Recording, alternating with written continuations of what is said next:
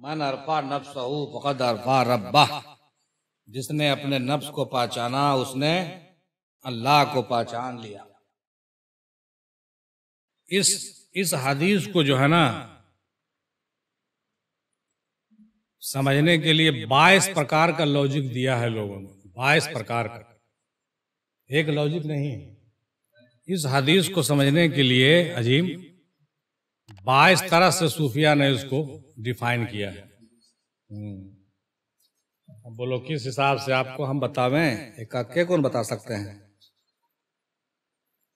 22 प्रकार का डिफिनेशन है इसका। मन अरफा नफ्सहू फक़द अरफा रब्बहू। हाँ, इसका डिफिनेशन ये छोटा सा हदीस है, लेकिन 22 लॉजिक है इसका, 22 तर्क है इसके बारे में। लोगों ने अलग अलग, सूफिया लोगों ने सब अलग अलग तरीके से इसको समझाया। हाँ, अब जैसे हम ही आपको 3-4-5 गो ऐसे बयान करेंगे कि आप कहिएगा अरे ऐसा है क्या, 3-4-5 गो तो हम बयान कर देंगे इंशाल्लाह, समझे कि नहीं? तो वही चीज है। पहले ही बताइए कि आप लोग जो है उसमें से समझते कितना है। जैसे अभी बोले ना हम कि नफ्स जो है ना, पूरा वजूद ही आपका नफ्स है, आपकी हर ख्वाहिश नफ्स है, हर तमन्ना नफ्स। समझ गए बात? जो अच्छा ख्वाहिश है उसको तो आप कहिएगा कि चलिए अच्छा है, ये अच्छा है, लेकिन वो भी नफ्स है। अच्छा नफ्स है, लेकिन वो भी नफ्स ही है। आपका पूरा वजूद ही नफ्स है। इसे मोटा मोटी समझिए, हालांकि इस पर पहले भी हम बहुत बात किए हैं। तो नफ्स, आपका पूरा वजूद नफ्स है। तो जाहिरी तौर पे आदमी समझता है कि हमारी जो ख्वाहिशात होती है उसको हम कहते हैं कि नफ्स है, लेकिन नहीं। इसीलिए बाज सूफिया ने उसको कहा कि नहीं, मन अरफा नफ्स हो जो कहते हो, नफ्स मने हो गया पूरा वजूद, इसने अपने आप को पहचाना। जब पूरा पूरा है तो हम ही ना भाई, तो पूरा जो अपने आप को पहचाना तो अल्लाह को पहचाना। अपने आप को पहचानिएगा कि आप हैं कौन। तो एक ये है कि आपके अंदर जो भेद खुलेगा वो अल्लाह होगा। एक ये है कि आप अल्लाह का भेद आप ही के अंदर है। और दूसरा ये है कि आप अपने आप को अगर नफ्स समझिएगा, ख्वाहिश समझिएगा कि भाई हम तो अपने ख्वाहिश को पहचान रहे हैं, तो हम वही करेंगे जो अल्लाह कहेगा वो हम करेंगे, जो हमारा नफ्स कहेगा वो हम नहीं करेंगे। तो नफ्स की मुखालफत करके हम अल्लाह को पहचान लेंगे, ऐसे भी है। इसका दूसरा जाविया हो गया है, नफ्स की मुखालफत करके अल्लाह को पहचानेंगे। और दूसरा है कि नहीं, अपना भेद जान के अल्लाह को पहचान। तो हो गया। तीसरा हो गया कि नहीं, अपने पूरे वजूद को आईना की तरह देखेंगे और इसी में अल्लाह का दीदार कर लेंगे। हमारा वजूद ही अल्लाह का दीदार है, हमारा वजूद ही अल्लाह का अक्स। ये भी एक जाविया, ये भी हक है ना, हक। तो 3-4 तरह का तो हम ऐसे आपको बता दिए, लेकिन इसको दादा हुजूर कैसे लेते थे ये हम अब आपको क्लियर करते हैं। तो हो गया सूफिया ग्राम। दादा हुजूर इसको उस तरीके से नहीं लेते थे। मन अरफा नफ्सहू फक़द अरफा रब्बहू जब कहते थे तो दादा सरकार कहते थे कि अरे नफ्सवा के चीन ही नहीं, नफ्सवा के चिन्हो ही हो तो नहीं, इतना दिन हो गलो तो हमारा यहाँ आवो जाए, अभी नफ्सवो को नहीं चिन्हनी है। नहीं हुजूर, तो नफ्सवा कुछ ही होगा। बहुत से पीर भाई लोग नहीं इसका डिफिनेशन कर पाते थे, समझ गए कि नहीं? तो दादा हुजूर का भी जो रुझान था इस मामले में यही था, समझ गए कि नहीं? हाँ, दादा हुजूर का जो रुझान था वो ज्यादा जो है तवज्जो दिलाते थे वो अपने ऊपर, अपने अंदर झांकने कहते थे, अपने अंदर झांको। तुम्हारे अंदर तुम्हारा नफ्स कहाँ है, ऐसे खोजवाते थे। समझ गया तुम? हम नहीं उधर जाते ही नहीं थे, वो फोकस किसी कहीं और करवाते थे। तुम्हारे अंदर तुम्हारा नफ्स कहाँ है, अपने वजूद में झांको।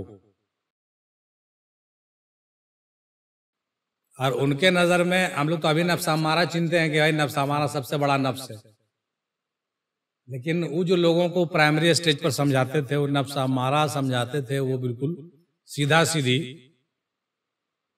मोटा मोटी औरतों की ख्वाहिश की तरफ इशारा करके कहते थे यही सबसे बड़ा नफ्स है। आदमी के अंदर जो सबसे बड़ा नफ्स है, ख्वाहिश है, औरतों की ख्वाहिश, उसको लोगों ने नफ्स अम्मारा भी कहा है, सबसे बड़ा है भी वो। तो जब हम नफ्स का तस्वुर अपने जान में लाते हैं तो सबसे पहले फोकस उसी पर जाता है। अब इसको ठहर के समझिए कि सबसे पहले जब फोकस उसी पर जाता है तो उसमें भी भेद है। वो चीज उतना बुरा नहीं है जितना बुरा आपको लग रहा है, उसके अंदर भी इतनी हकीकत छुपी हुई है कि अगर वो नहीं हो तो आपका जीना ही बेकार है। एक बुजुर्ग का नाम बताते थे, कुछ नाम भूल रहे हूं, वो बड़े तपाक किस्म के आदमी थे। उनको लगा कि सबसे ज्यादा फजीहत वाला चीज यही है, बस वो उस तरह उठा करके उसको फाक कर दी, समझे कि नहीं? अपना उज़्वे तनासुल को काट दिए या काटने जा रहे थे। यहां पर हम मतलब लिखा है बुजुर्गों ने, हमको लगता है काटे नहीं होंगे, इसलिए काटने के बाद आदमी ज्यादातर बचना मुश्किल हो जाता है, नहीं बच पाएगा। वो सिर्फ काटने जा रहे थे तो उस पर इल्हाम आ गया, है बेवकूफ, तू क्या करने जा रहा है? तू हमारे मिल्कियत में दस्तरस करना चाहता है? अरे तुम उसको अगर काट देगा तो हम तुम्हारे रोवे रोवे में वो चीज ऐसा भर देंगे कि तुम पागल हो जाएगा। तो दादा कहते थे, तो कहा कि उस बुजुर्ग ने तौबा किया, कहा कि बहुत बड़ी गलती हमसे हो गई है, हम तुम्हारे प्रॉपर्टी में दखल अंदाजी नहीं कर सकते। तूने जो कुछ बनाया बहुत सोच समझ के बनाया है, सब में बड़ी राज भेद है। बता रही समझ? दादा जो है यहां पर क्या करके कहते थे कि कोई भी चीज उसका बनाया हुआ बस नहीं है, चाहे वो नफ्सी क्यों ना हो। कहा ना, हम तो उसको बहुत, हम जब वो बड़े हुए ना तो छोटे में तो सब चीज सुनते थे दादा हुजूर से। नफ्स माने मोटा मोटी हम लोग समझते थे, अच्छा वो चीज जो आदमी के अंदर होता है खतरनाक है ना, है गेहूमन सांप, नफ्स माने गेहूमन सांप समझते थे हम लोग। बाद में जब हम लोग पढ़ने लिखने लगे तो सूफ की किताब, तो उसको हम लोग कहते थे नफ्स अम्मारा, सबसे बड़ा नफ्स हो ये है। लेकिन जब मकतूबात सदी वगैरह की नजर से गुजरा ना हो तब पता चला कि अरे रे रे रे, यहां तक नहीं है, यहां से वहां तक पूरा वजूद ही नफ्स। सच पूछिए तो उसको अगर आप खुलवाइए लीजिए हमसे, आप लोग, अच्छा मौका मिल गया है, सच पूछिए तो उस दाना में ही सारा सजर है, नहीं है? उस फल के अंदर ही पूरा दरख्त छुपा हुआ, नहीं छुपा हुआ? ये पूरा बदन का मरकज है वही आपका, और उसी मरकज, उसी महवर पर पूरा वजूद आपका गर्दिश कर रहा है। समझ गए बात? पूरा मरकज उसी पर है, गर्दिश कर रहा है। और हक तो यह है कि उसी का बड़ा रूप हमारा पूरा वजूद है। सच पूछिए तो नहीं है? तो पूरा नफ्स बन होले, नफ्स से नफ्स तक हो गया ना। उस कीड़े से शुरू होकर के इस वजूद तक पूरा का पूरा नफ्स, नहीं नफ्स, और ये नफ्स ही है जो जाहिर हुआ है। वरना जाहिर कौन होता, जरा आप ही बता दीजिए, कौन जाहिर होता? अजीब, जाहिर होने के लिए इस नफ्स की ही जरूरत पड़ी। कहते हो नफ्सवा खेल चीज है, हैं? नफ्सवा नहीं रहता तो जाहिर न होता, हम लोग कुछ जाहिर न होता, होते जाहिर, कुछ नहीं जाहिर। तो उस नफ्स के अंदर भी बहुत राज भेद छुपा हुआ। सच पूछिए तो नूर मोहम्मदी उसके अंदर भी बसा हुआ है, नहीं है? नहीं है? पूरा मार्फत है। आप जिसको शैतान कह रहे हैं ना कलीमा है, उस शैतान के अंदर भी मोहम्मद का ही नूर है, बाहर कोई दूसरा चीज नहीं है। हाँ, उसका रोल नेगेटिव भले है, उसका रोल नेगेटिव है। हाँ, वहां से उसको निकाला नहीं, कह रहे कि उसका रहना भी जरूरी है।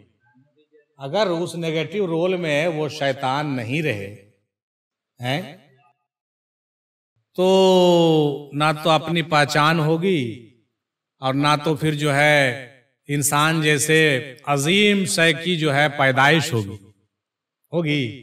होते जी बात आ रहा कुछ समझ में? ये खोल खोल के आज बयान कर रही है, बड़ी दिन हो गए, बात निकल गए बहुत से चीज। हाँ, बहुत सा राज जो है उसको समझिए आप लोग, बार बार मौका मिलता नहीं है।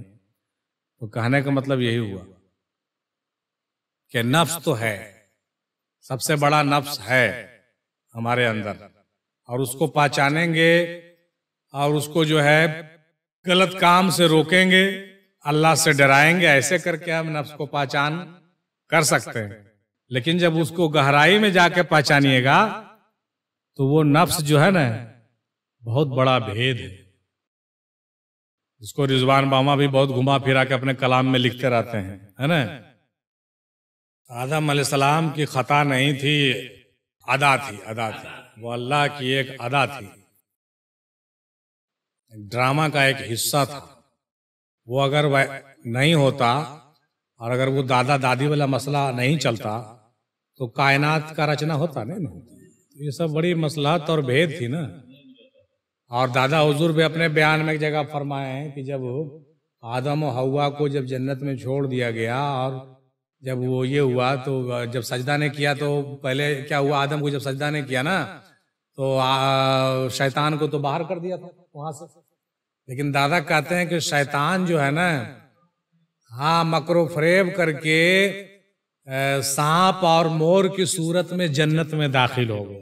सुनिए कहानी, सांप और मोर के शक्ल में जन्नत में दाखिल हो गया और आदम और हव्वा को बहका दिया। लेकिन बात वैसी है नहीं, तो समझने के लिए है। हकीकत यह है कि आदम के अंदर ही शैतान को छुपा दिया गया था। बाहर वाला तो सजदा करने वाला हुक्म जो था सो है था, लेकिन जब ये मजमुआ बना रहा था तो उसमें जब अल्लाह ने अपना रूह रखा, मोहम्मद का नूर रखा, तो इब्लीस का नफ्स के सूरत में उसका मजमुआ भी आदम में डाल दिया था, तौक बना के लटका दिया था। इब्लीस कहीं बाहर थोड़ी घूम रहा था, तो जो बाहर घूम भी रहा था उसका एक खलीफा अंदर भी बैठा हुआ था और आज भी बैठा हुआ। इसको हम लोग नफ्स कहते हैं। बात समझ आ रही है ना? तो देखा हाँ, वहां तो सिराते मुस्तकीम पे बाहर में बैठा हुआ है, लेकिन आपके वजूद में जो बैठा हुआ है ना, वो बिल्कुल तौक लटकाए हुए आपके वजूद में सांप बनकर के बैठा हुआ है, और वही समझ लीजिए सबसे बड़ा नफ्स है। हाँ, और वो सारा काम आपसे करा रहा है, सही भी गलत भी, गलत भी सही भी। उसको पहचान लीजिएगा कि है कौन और कहाँ है, तब फिर आपको चलने में आराम हो जाए। इसीलिए कहा गया उसको पहचान के उसको कंट्रोल में लाइए, उस पर काबिज हो जाइए, है ना भाई, उसको अपने कब्जे में कर लीजिए। उसी के लिए शरीयत आया ना, शरीयत का कानून उसी के लिए बनाया गया कि आप उस पर शिकंजा कस पाइए। नहीं, बिल्कुल, हम तो कहा ना कि देखिए जाहिरी तौर पर जो था हजरत क्या नाम है उसका, अजाजील, तो अजाजील तो एक फरिश्ता, ये जिन था। तो जैसे हमारा कहना यह है कि जब आदम का पुतला बनाया गया, जी समझो बात, तो उसमें अल्लाह ने अपना रूप फूंक दिया, ठीक है, करार पकड़ लिया। करार नहीं पकड़ रहा था तो नूर मोहम्मदी को डाल दिया, तो नूर मोहम्मदी को पेशानी जब डाला तो अल्लाह का रूप करार पकड़ लिया। तो है भाई, तो अल्लाह का खलीफा भी तुम्हारे अंदर और रसूल का नूर भी तुम्हारे अंदर, तो शैतान को भी तो तुम्हारे ही अंदर आना था ना, तो कहाँ जाता? तो उसको भी तो तुम्हारे अंदर डाला है, वही नफ्स है। सच पूछिए, जो नफ्स तुम्हारे अंदर है तो वो शैतान का खलीफा है। हाँ, अल्लाह का खलीफा रूह रसूल अल्लाह का खलीफा नूर और शैतान का खलीफा आपका नफ्स है। अब तीनों का मरकज भी जान लीजिए, सही सवाल है आपका। आपके जिस्म में उसका मरकज बना हुआ है। अल्लाह के रूह का मरकज जो है सीने के दाएं जानिब, और रसूल अल्लाह के नूर का मरकज पेशानी, और शैतान का और नफ्स का मरकज नाभि के नीचे। इसको एकदम नोट कर लीजिए। ये 3 पॉइंट है आपके अंदर, कल्ब, नफ्स और रूह, और 3 शक्तियां हैं ये, ब्रह्मा विष्णु महेश।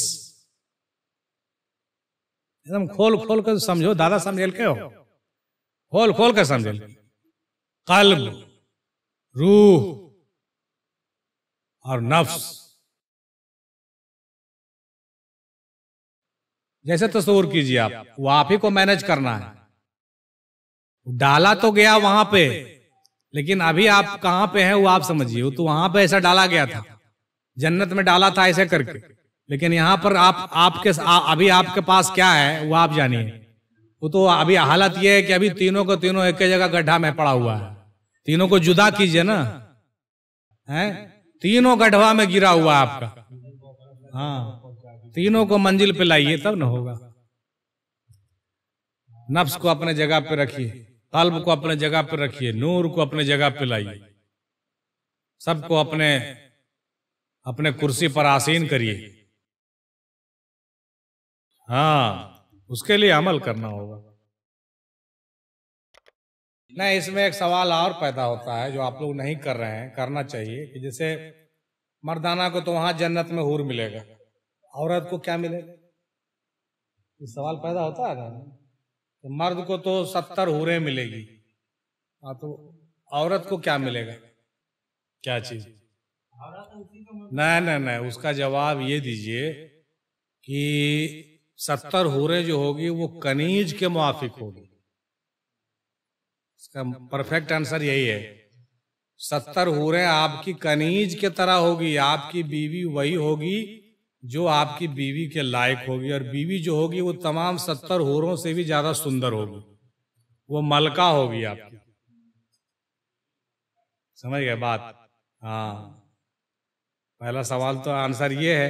और दूसरा ये है कि पता नहीं कौन क्या है, हो सकता है अल्लाह ताला आपकी बीवी को भी वहां पर, पता नहीं, अभी तो बीवी बन के आई है, लेकिन वहां वो किस सूरत में उठेगी तो आपको पता नहीं है ना। पता है तो किस सूरत में वहां उठेगी, उसके साथ क्या हिसाब किताब रहेगा, वो तो वहां हश्र के मैदान में देखा जाएगा। अगर वो वाकई आपकी बीवी होगी तो आपको मलका बना के जन्नत में आपको पेश किया जाएगा आपके साथ। लेकिन वो आपकी बीवी नहीं, आपका हिसाब चुकाने के लिए आई है, तो अपना अलग रूप में रहेगी और उसके साथ अलग मामला होगा। समझ गए बात? ये भी है उसमें। ये मत समझिए कि जो यहाँ आपकी बीवी है परफेक्ट, वो भी वहां भी आपकी बीवी रहेगी। कोई जरूरी नहीं है। हाँ, कोई जरूरी नहीं है। लेकिन इसमें यही है कि जिसके बीवी से बनाव अच्छा है, शुरू से सब कुछ अच्छा है, तो ज्यादा उम्मीद रखिए कि वो हो सकता है कि हश्र में चल करके भी, हश्र में जाकर के आपकी बीवी ही रहे, जिससे इसका ताल्लुकात अच्छा रहता है। उसके लिए बात कहा गया है। जैसे रसूलुल्लाह के बारे में हदीसों में जिक्र आया है कि बाज बीवियां रसूल पाक की ऐसी हैं जो जन्नत में भी उनकी बीवी रही। समझ गए बात? जैसे बीवी फातिमा के बारे में कहा गया, मौला अली की बीवी जन्नत में भी वही रहेगी। आदम अलैहिस्सलाम की बीवी हव्वा जन्नत में भी हव्वा ही रहेगी, कहा गया किताबों में। उसी तरीके से आपकी बीवी अगर वाकई बीवी है और बीवी का हक अदा कर रही है, तो यहाँ भी आपकी बीवी रहेगी और वहां भी आपकी बीवी रहेगी। हाँ, लेकिन अगर वो अटर पटर कर रही है तो हिसाब चुकाने आपके साथ आई है, तो हो सकता है कि कुछ मामला कुछ अलग भी हो उसका। बीवी की तरह रहेगी तब ना बीवी होगी जी, हैं? ऐसे थोड़ी होगी। जैसे एक वाकया अहमद जान से गुजरा मेरा, आप शायद देखे भी होंगे कि करबला के मैदान में एक मर्द और एक औरत जो इमाम हुसैन का साथ देने के लिए जा रहा था। नई नई शादी उसकी हुई थी। देखिए नाम हम भूल रहे हैं उसका, सीरियल में भी उसको दिखाया, आप देखिएगा याद आ जाएगा। हजरत हबीब है या क्या ऐसे कुछ नाम था। उनकी बीवी जो है नई नई शादी हुई थी और करबला के मैदान में आ गए बीवी बच्चों के साथ, और बोले कि हमको तो भाई इमाम हुसैन के साथ जाना है, जंग करना है। बीवी बोली कि ऐसे कैसे हो सकता है कि अभी आप जाइएगा, जब अभी शादी हुई हम लोगों की, तुरंत आप जाइएगा, शहीद हो जाइएगा, ये तो बहुत बड़ी। जानते हैं बीवी क्या शर्त रखी? बीवी शर्त रखी कि हम आपको इसी शर्त पर जाने देंगे कि इमाम हुसैन से दस्तखत करवाइए इस बात पर कि जन्नत में आप हमारे ही शौहर होंगे। इमाम आली मकाम दस्तखत किए हैं। बाप रे बाप, कितना किस्मत वाली थी और कितना कलेजा था उस औरत का यार, कि इमाम हुसैन की जमानत से बढ़ के और कुछ नहीं। कहिए कि इमाम आली मकाम जमानत देंगे कि आपके शहीद होने के बाद हश्र में जन्नत में हम आपके साथ वहां आपकी बीवी बन करके रहेंगे। इस बात की जमानत इमाम से दिलवा दीजिए। और इमाम ने दे दिया, इमाम ने दे दिया। इससे ये पता चलता है तो कंसेप्ट क्लियर है हम लोग। इससे पता चलता है कि अगर वैसी कोई बीवी हो जानिसार, जो अपने शौहर पर इतना जो है फिदा हो, और इसको आखिरत और क़यामत और जन्नत पर इतना यकीन हो, तो वैसी औरतों को मलका बना करके जन्नत में रखा जाएगा, वैसे शौहरों के साथ। और हूरों से भी ज्यादा जो है खूबसूरत सूरत में उसको उठाया जाएगा। नहीं, क्लियर हो गया नहीं बात? इस वाक्य से क्लियर हो जाता है। लेकिन सब बीवी पर ये बात लागू नहीं होती।